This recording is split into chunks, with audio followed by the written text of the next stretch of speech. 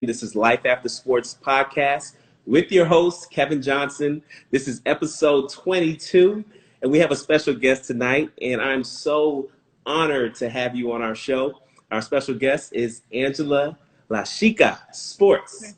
All right. Well, LaChica Sports is her group, her organization that she is the president and the CEO of. But I'm just so honored to have you on our show tonight. Thank you. I'm looking forward to it. Thank you. And I know, like I said, I know I have a couple of viewers that are jumping in. What I would just say, start off with this. What a crazy time with sports going on. We have the WNBA starting tonight with their finals. And I don't know who you're rooting for. I'm rooting for the Aces. I'm not gonna say who I'm rooting for. I'm staying neutral. Look. I totally understand. And then we have the NBA finals. That's game 2 that's on tonight as well. So I know today is Friday night. It's full of games. Everybody's tuned in and ready to see what's going to happen tonight. Yeah, we got some playoffs going on right now in baseball, so we got a lot going on.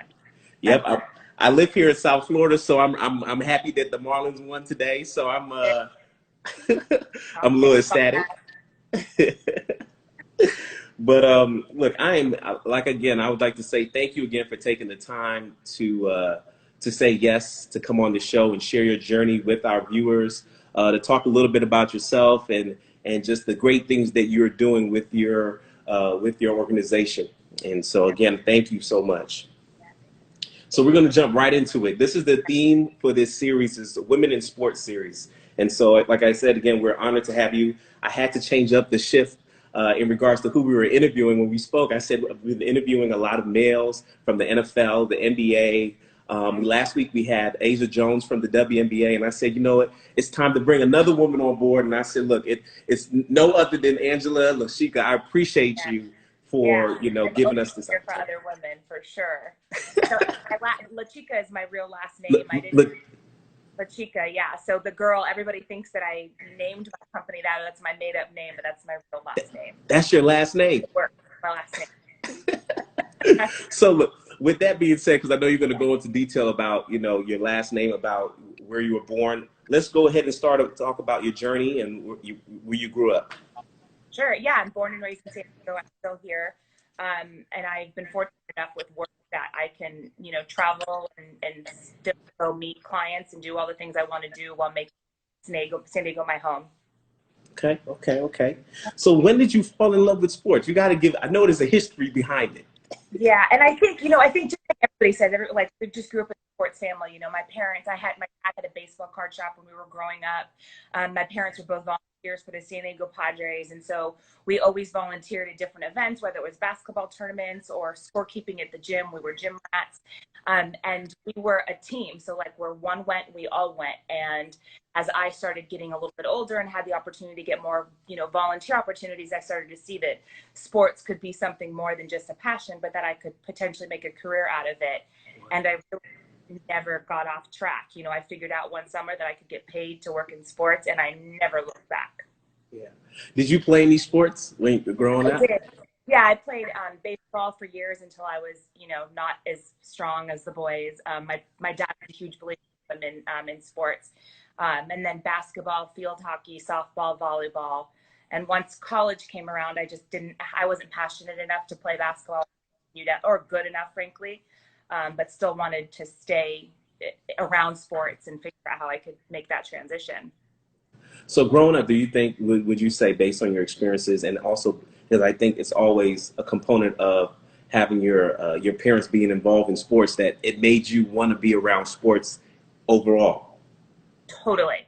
Yeah, because it was what we talked about anyway. And it was what we always understood. And we understood the way it brought everybody together. We understood that volunteering an event, when I was younger, it never felt like work. We enjoyed being around. We enjoyed the atmosphere. We enjoyed it just being family time.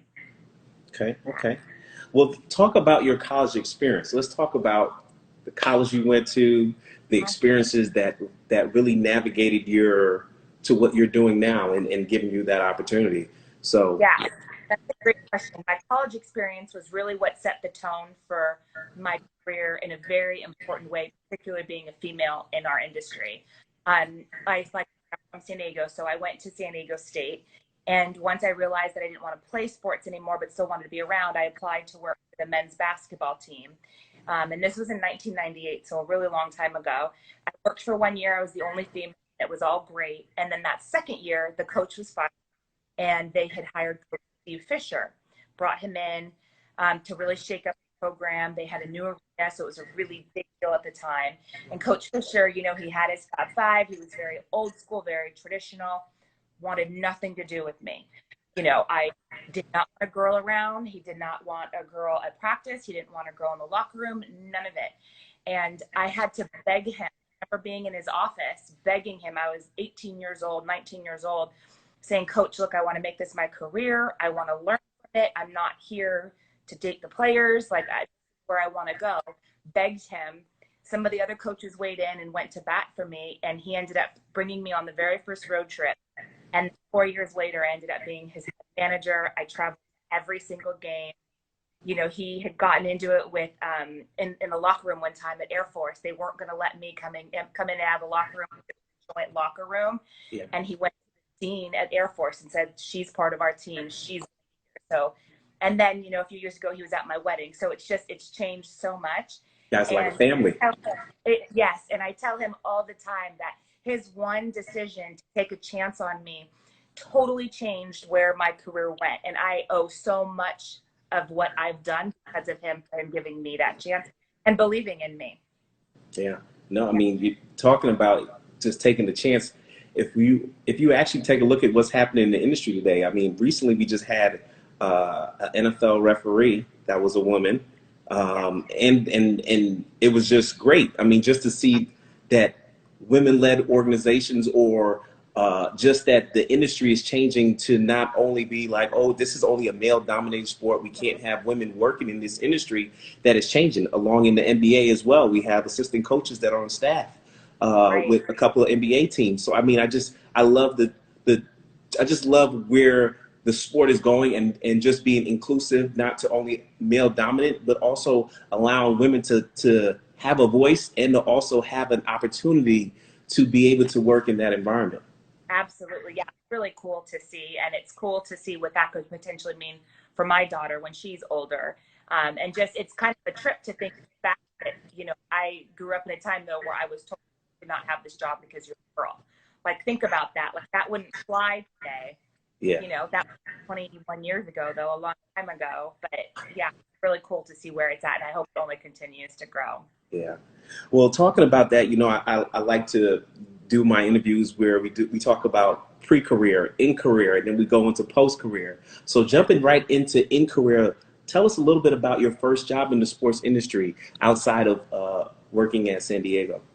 Sure. My very job was with the San Diego Padres the summer I turned 15, and I wasn't honest about my age, but I told them, you know, I'm down here every day, I'll get the job, and ended up getting to work in their community relations department, which was when I realized I could get paid and be in sports all day, and then I was like, oh, now I'm not just a fan, I could be around this and make a career out of it. And like I saw that, and I never looked back. I never wanted to do anything else from that moment on.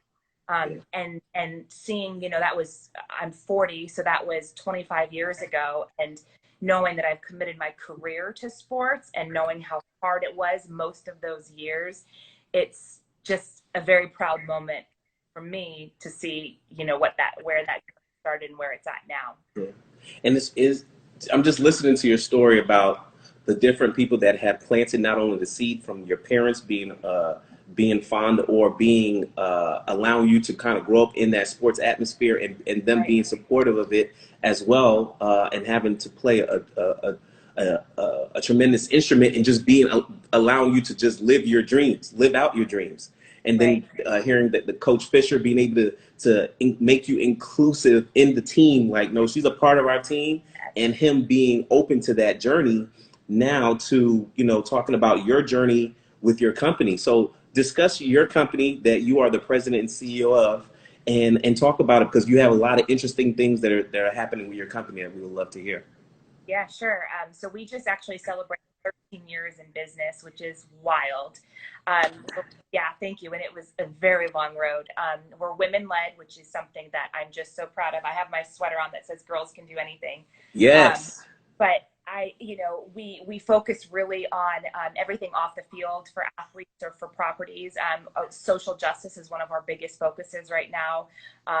We do public relations, event management, and that type of thing. But the social justice piece has been something we've been fortunate to be on the forefront of with one of our clients through the Player Coalition, and working, with hundreds of professional athletes across all sports to really use their platform with intention, and for a call to action and solution oriented way. So it's, I've done athlete camps. I did, PR for teams. Like I tried to do everything I could to get as much experience as I could. And I said yes to every client I could for so many years, to now be in a position where I can really focus my work and my efforts and be a bit more particular about what I choose to put our resources behind. And so would you say in regards to your company is more management and marketing combined with Yeah. event management as well? Yeah, I think that's a good way of saying it. We're really a management or consulting firm, essentially, and it just looks different. You know how it is. I know you have a similar background, Yeah. so you know how it is, and clients have different needs. But I just know that I have an amazing team, and we always say we can get anything done. Like, we're all women, we're all really smart women, we're all very hardworking women, and we all have really good, big, compassionate hearts, which I think is really important in our industry. Yes. To make sure that we're always on the right side of things. And I think with all of that mix of ingredients, we could do anything. Yeah. No, you're right. You're right. And so 13 years ago, you're celebrating your 13th anniversary. And so what was it that, just so you can kind of brief me, what was that one thing where you were like, you know what, everybody, as an owner or a CEO, we have these dreams. We're like, I want to do this. But not only that you are succeeding in this industry, but it's women led. Like, what sparked the movement for you to say, you know what, I want to start this company, and I want it to be this narrative? Mm-hmm. That's a good question. I think so let me back up. I think it's important to talk about, women in sports when it comes to my family. Like, my dad, like I said, was a huge advocate for women in sports. Always made sure we played with the boys and knew that we were just as tough as them, if not tougher. Yes. My dad coached the very first girl in San Diego League, and was the first to speak up for her and have her on his team. And so we've always grown up in that. And, I always tell people that my mom taught me how to act like a lady, but my dad taught me how to be treated like one. And I think because I learned such a young age what good behavior was and good behavior was, like men who were going to believe in me or men who weren't, Yeah. it was so important to me that I could help other women coming up, especially when I was so young, having to go through that. Even in college, we would travel to, I remember one time UTEP, and they had a female manager, and she put me aside. She goes, "How are you allowed to travel? My coach doesn't even want me around." So we Wow. started to see girls, and they'd ask me these questions, and I just started realizing that they needed an advocate and they needed a platform. And I'm the type of person, like, if I'm eating, we're all eating. Yes. And like, do this together. And so I just kind of naturally became something that I always looked out for.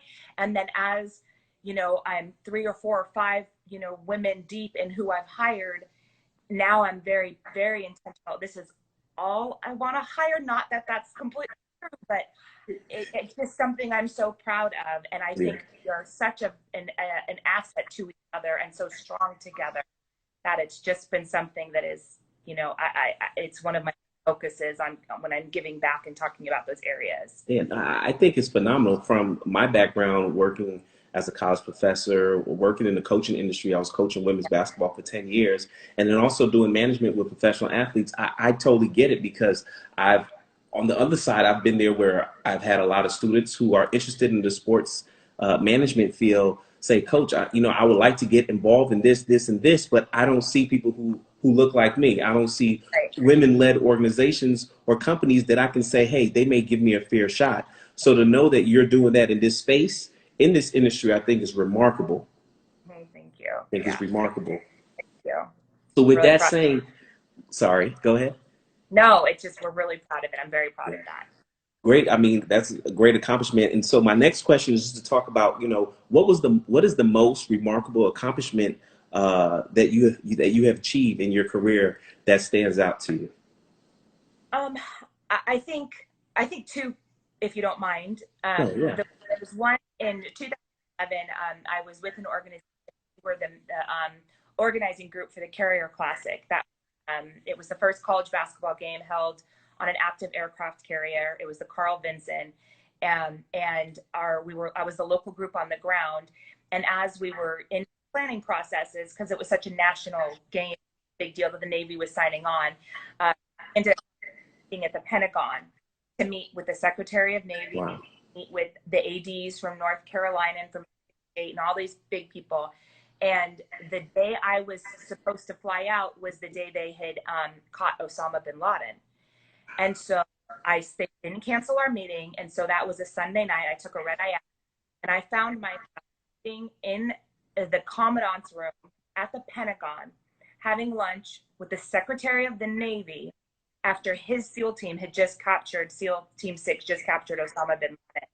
And it was like, I'm looking around the room, I'm the only female at the table, and I'm the youngest person by easily 15, 20 years. And I thought, I would never be here if I weren't working in sports. Like, sports is what is providing me with this opportunity. Opportunity.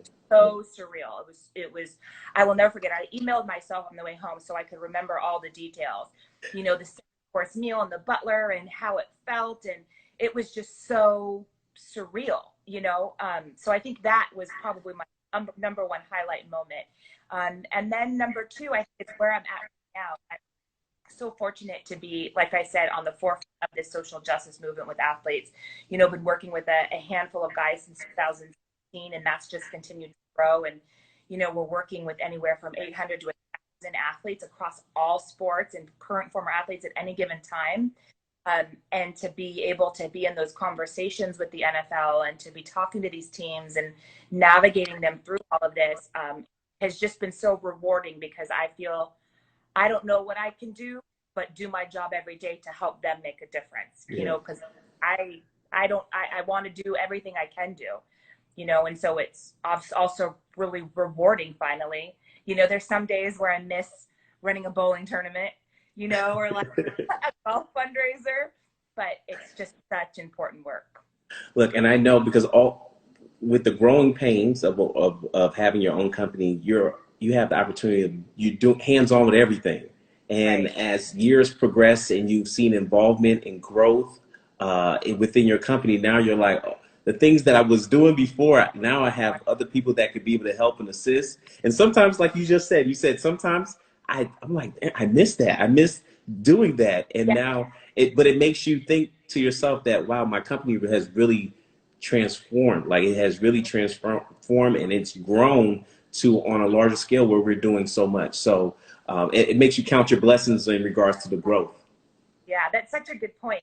There's a book called Start With Why, and it's by Simon Sinek. And there's a portion where he interviews all of these CEOs, and they talk about, satisfactions and dissatisfactions with their career. And there was one point where it said 9 out of 10 of them said that they missed the days where it was just a grind. It was like they missed that hustle. And like, it was a hustle. I mean, I can't even begin to tell you how hard it was to keep going. But now it's like, I've thought about that's so true, because there were days when it was like I was my own bookkeeper and tech person, just trying to figure it all out. Yeah. Now it's replaced with another type of worry. I always feel like the other shoe is going to drop. I never feel like I've made it. Yeah. And I now just feel like now there's a lot to lose. So I think that also probably is what makes, people like you and I just motivated and keep driving for what we Absolutely. want. Absolutely. Absolutely. What's the name of that book? Because I'm always reading books. So Start with why. start with why. Start with Why by Simon Sinek. It's a very good book. It's a very easy read. I make all my students read it. They're mandatory reading whenever I teach courses. But it just helps you it helps you with your presentations. It helps the way you look at business. And I love it. Okay. But you'll appreciate it. Look, I'm definitely going to check it out. Where are you teaching? I teach at Long Beach State in their sport management program. I teach the business of sport. I used to teach their advanced sport marketing. And then I was doing some teaching Concordia, and then do a bunch of guest lectures. Just recently started doing international guest lectures right before COVID hit. So that was really exciting to go teach other programs and talk about how our work translates and what they're trying to do. Wow, wow, congratulations. And it's Yeah. always, I feel like it's always rewarding when you're able to impart your knowledge and to students that are Mm-hmm. just eager to learn, who are energetic, and they're willing to listen and take Right. advice. So I think it's such a rewarding thing, especially being in this field, that we're able to give back and being able to give back at that capacity. Right. And don't you agree that you kind of look at it like you're molding what the next generation of our industry professionals are going to look like, so whatever Absolutely. I can happen, hey, be professional, check your ego, like all Yeah. these things that I can teach them to hopefully be better colleagues for me and us in the future, I think is a good also. Absolutely, absolutely, absolutely. Look, I remember when with this whole pandemic, when there was no sports, and I think people were freaking out. There's no sports. There's nothing on TV, and it made some people. I have to figure out another hobby. Right. I have to Right. learn to do something that I've probably never done before, and so I think there was just a good and a bad throughout this whole experience. This 2020, even though this 2020 has been just so much in one year. For some people, I think they were challenged a little bit more than others. I think some people had an opportunity to figure out who they really are when there's no TV, there's no media, there's not a lot of other stuff or distractions. And for me, it was able to birth this show, Life After Sports. Oh, So um, very cool. Oh, well, congratulations. That's great. I love that. So you took and put some like intention and meaning behind that work. That's great. absolutely, absolutely. It just happened that it came out quicker than I expected. But Yeah. last year I was preparing to come out with this show, with this podcast, and it was just on my heart. Talking about the transformation of leaving from playing a career or playing in a particular team to adjusting to what the second phase of life is. I think we all go through those different phases, and understanding that we're all going to have to do it at some point, even if you're not playing in sports at all. Just understand when one career ends, a whole new set of opportunities begin. That's our mantra. That's our motto. And I think that learning how to navigate is hard. Yes. It's Yes. I think it's points. Yeah. it's truly hard and is an adjustment. So being able to have this show where people can come and talk about not only talk about their highs, but talk about their lows Yeah. and be authentic about who they are as a person and what they've gone through in their career could be able to help another person. Absolutely. Yes. Absolutely. So talking about lows in a career, what was your biggest challenge or failure in your career? hmm I think the biggest challenge for a long time it was ageism, because I had started. If I started at 15 when I was at the Padres, I was able to put that on my resume, and then 18, 19, 20, I had it on my resume, and I put the management of it, and then I would volunteer for like ESPN X Games or whatever. So by the time I was 23 or 24, I had a really substantial resume. I at the time, of course. And so I was able to get a job pretty quickly and then promoted pretty quickly. So I was the vice president of our sports commission here in town at the age of 29. And that I found challenges with that because I was having to manage people much older than me, or report to a board who was much older than me, or manage friends or people my age, Yeah. or younger. So that was a challenge early on. But I think this most significant challenge was the sustainability of LaChica Sports. Like I said, I started it in 2007, and I started it with LeBron James. He that being my first client as running a basketball camp for him in San Diego, and I was like, okay, I need to commit to this. I need to do this. And then it was always just, something I would occasionally put work into or whatever. But then once I was fully out on my own, we call it broke management. I was so poor and working so hard for so many years to try to make this work. And when I talk about failure, I don't know that like, I don't know that there was failures, but there's a lot of things that didn't. There's a Yeah. lot of clients I didn't get. There was a lot of events I didn't get. A lot of things went in opposite directions. Corrections. still stuck with it because I knew it was going to work one day. And there were times where I was so poor and broke and putting everything I had into keeping this alive. I joke, but I for real was doing taste tests at Jack in the Box to get $60 cash to try their new breakfast, sign up.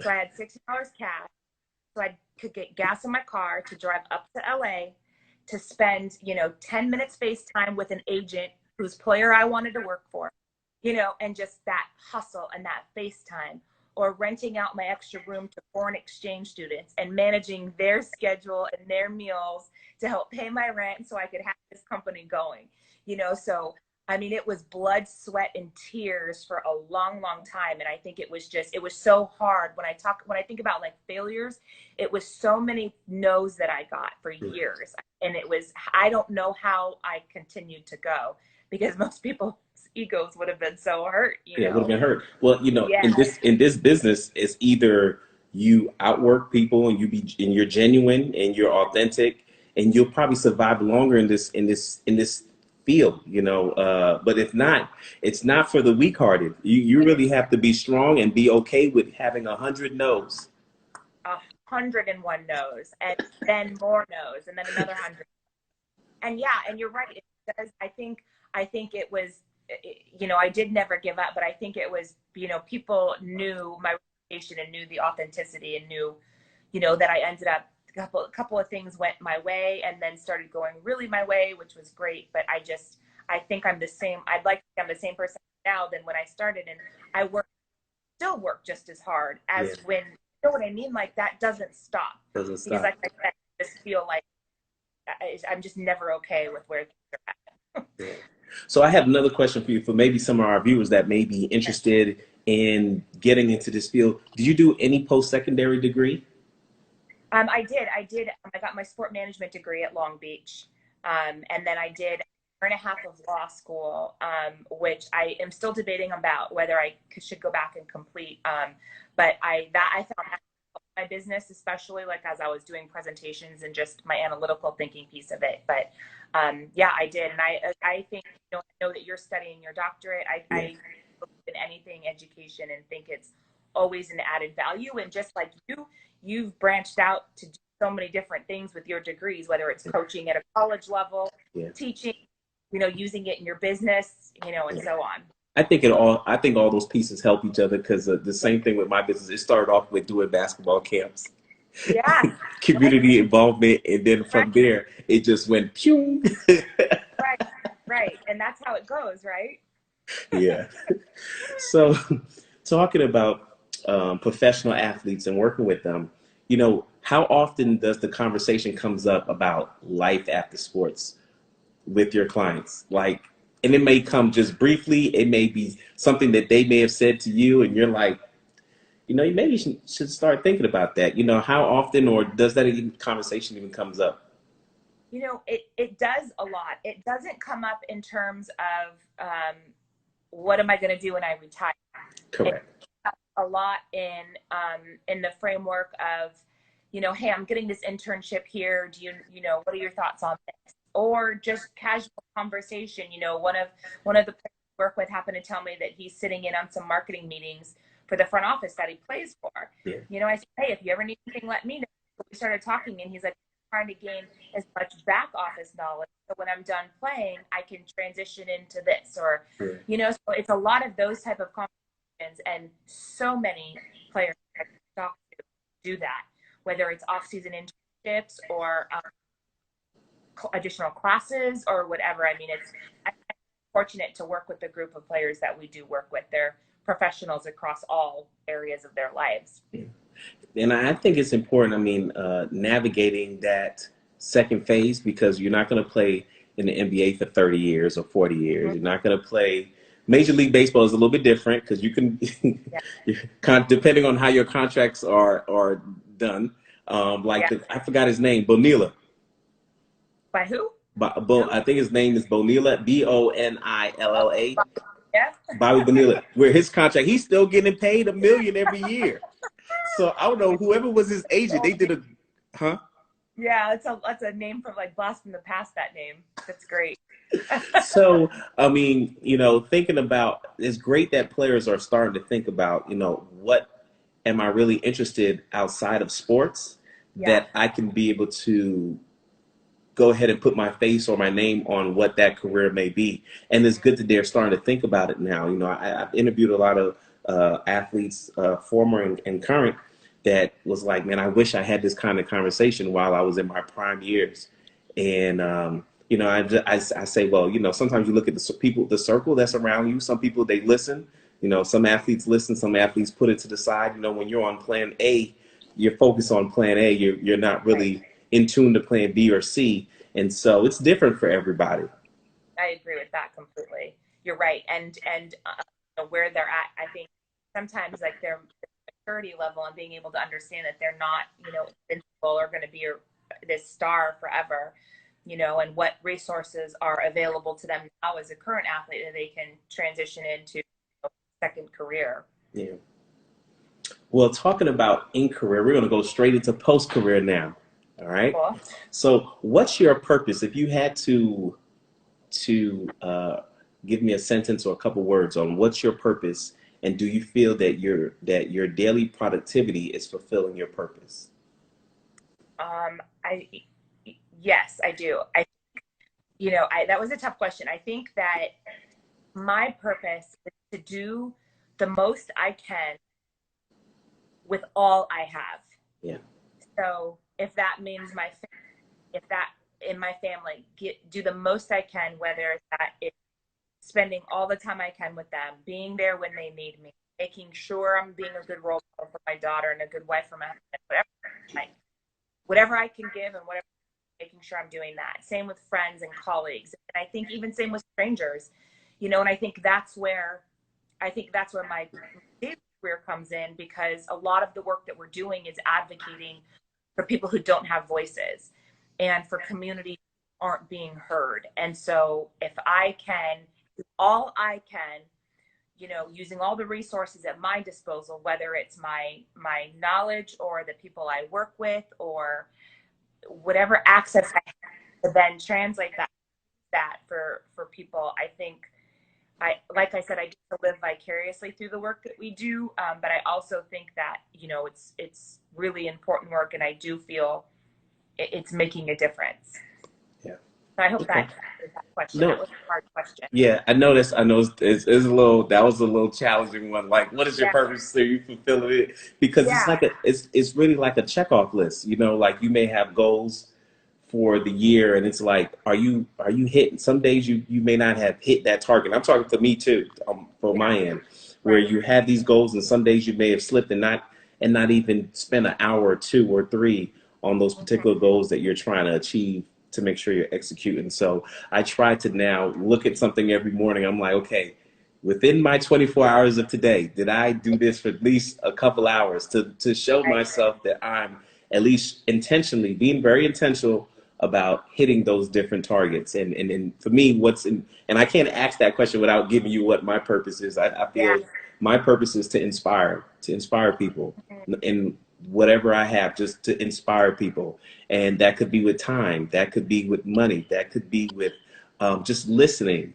So it could be different things, but inspiring. I think that I'm on this earth to inspire people. And I think my story and being showing empathy to others and being able to listen and to be able to evaluate and give my opinion and to be vulnerable, to just being open.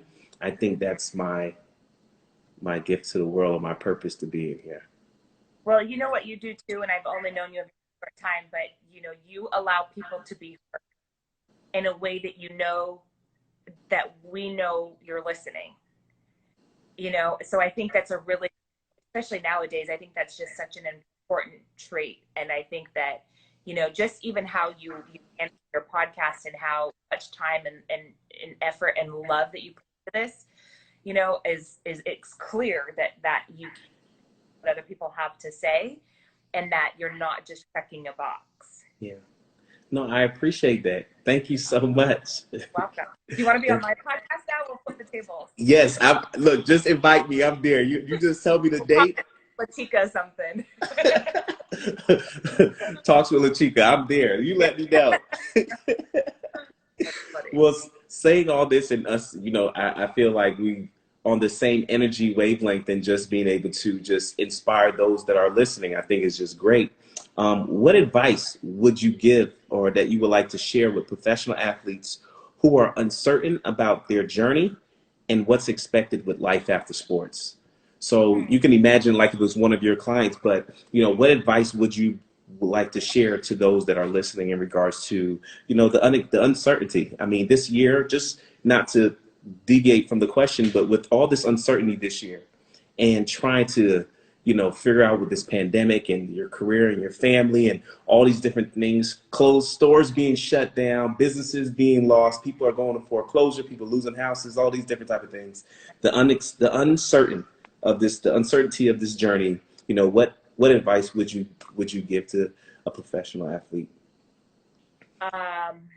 I can't talk about anything that's going on with everybody right now. Yeah, no, I know. I think, but the small little, advice I would have, in my humble opinion, is that I think that they have more resources than they may realize, and to utilize those resources. A lot of people are willing to help while they're still a current athlete, and to understand what's at their fingertips, whether it be, college support, through the NFL, or, internships or whatever, or resources or connections, there's a lot out there, and to take advantage of it and really nurture those relationships during your playing time, so it's an easier transition post-career. Absolutely. Absolutely. Yeah. Now, I know we've had our questions. Now, is there any other questions or anything that you would like to share? Just something that we probably don't know about you, a hobby that you're interested in that nobody pretty much don't know, or something that you would like to just tell our viewers? Oh my gosh, no, I don't know about a hobby, but I just appreciate the time. I do want to let all viewers know that, I'm always available if anybody wants to talk or wants, understanding career advice. I don't know. That's definitely putting me on the spot. I'm sorry. Bad answer. I'm sorry. No, I feel like I should have something to offer, but anything you need, I want to do what I have, or do what I can with what I have. No. Look, I really appreciate you, talking about your journey and sharing that with us, because I think there's, especially in times like these, people are looking for answers. They're looking for hope. They're looking to be inspired. And I think your story, my story, I mean, the story that we have that we're able to share on this platform, I think is great. Our listeners, our viewers, they listen, they'll be able to see this.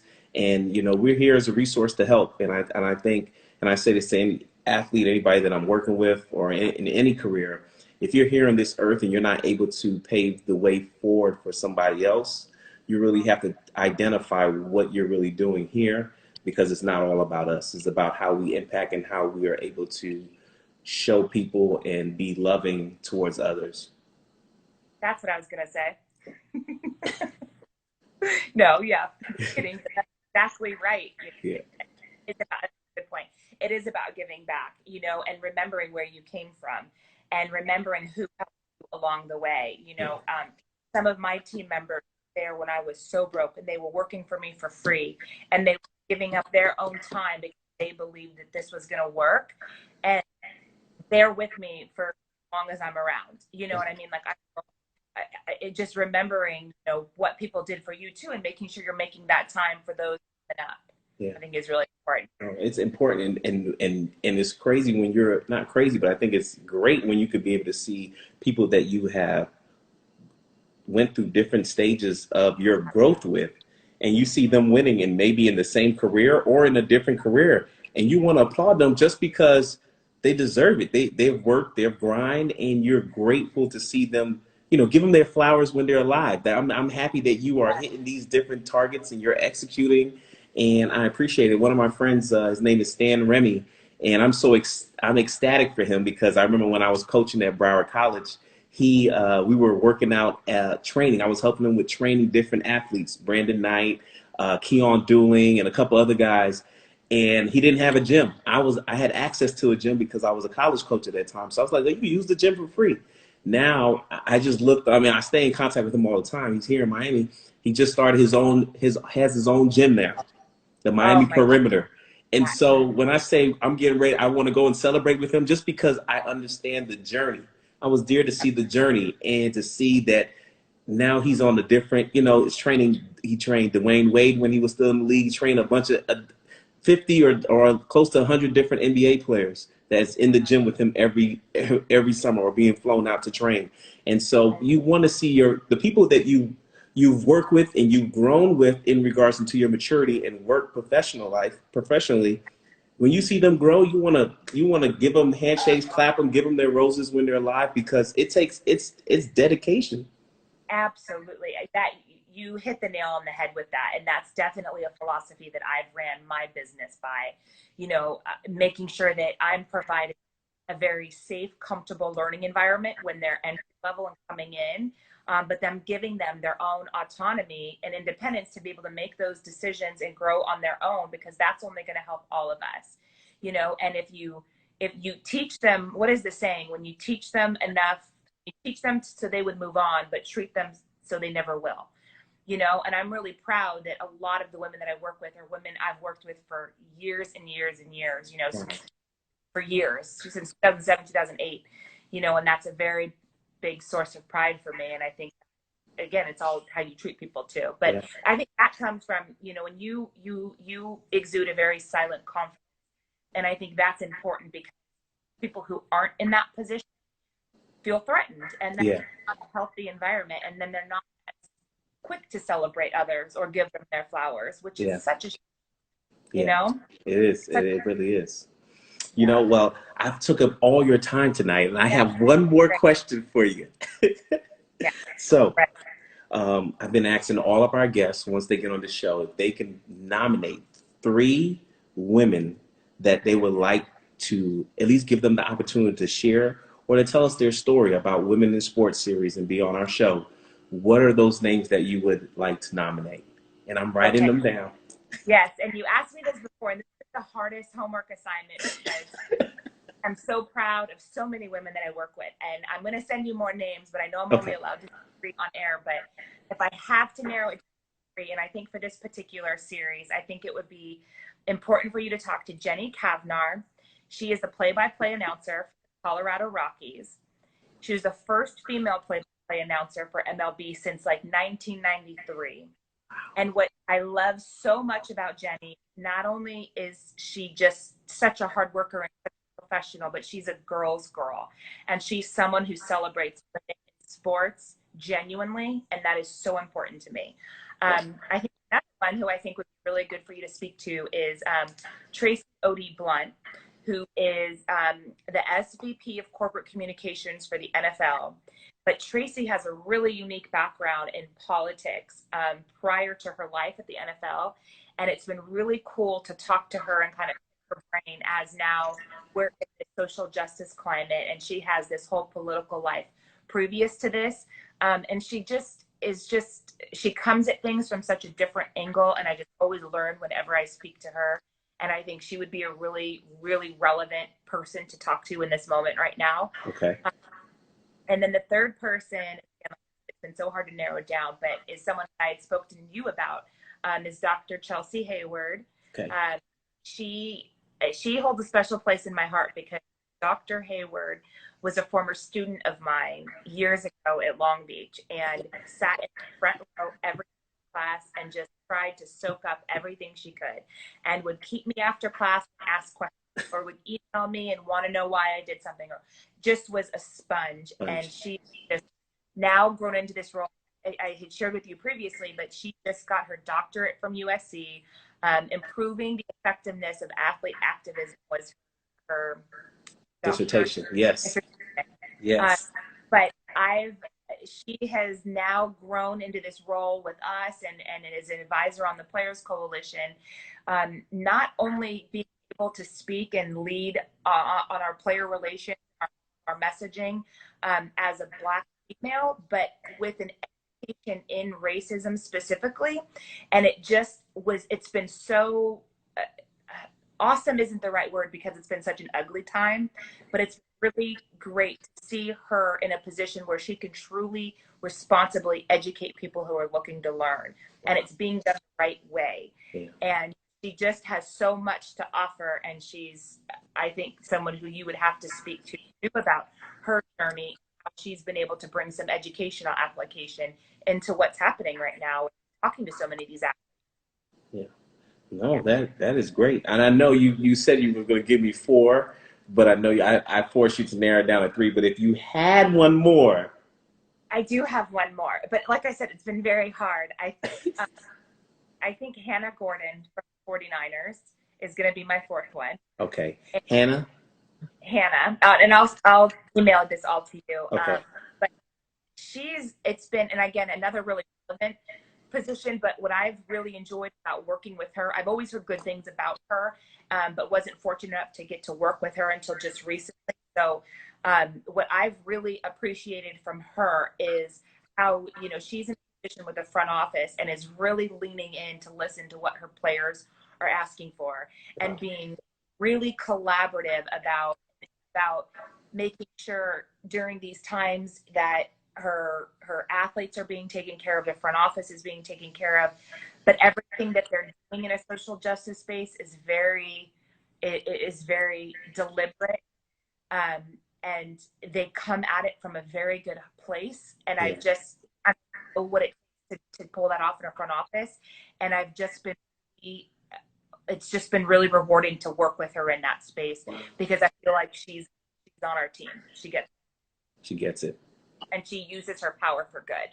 That's great. And in the industry that we're in, a lot of people decide sometimes where they use their power for a different. So when you have people who are authentic and like to use their power for good and to make positive changes, Yeah. I'm all for it. All Yes. for it.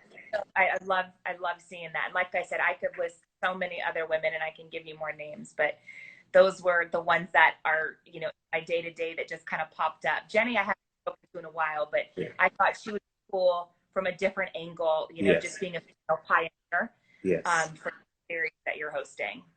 Well, look, I just want to say thank you, because you gave me some great gems just on our show, point blank, period. But then you also gave me some great names for me to follow up and to ask them if they would love to come on the show and share their journey, share their story. And I'm just so grateful and thankful for this platform, and to have guests like yourself that are open to coming on the show and sharing that journey with us. So again, I'm excited. Thank you so much for having me. I really appreciated the time. Thank you for all you're doing. Thank you, and I appreciate it. I have to make sure I get you a shirt and send it to you. Oh, please do. So I just dropped mine, but here we go. I got my Girls Can Do Anything sweater on. Let me see. Oh, yes. Can we see that? Yes, I see it. I love it. I love it. I love it. I might have to ask you, where can I go ahead and purchase that so I can make sure I have one to support? On one of those shopping apps or something. I should get some LaChica ones, though. Well, look, I want to say thank you so much, Angela, for being on our show today on episode 22, Life After Sports, with your host, Kevin Johnson. I appreciate you so much. Thank you. Thank you. Likewise. Stay safe. We'll talk to you really soon. All right, we'll do. Have a great night, okay?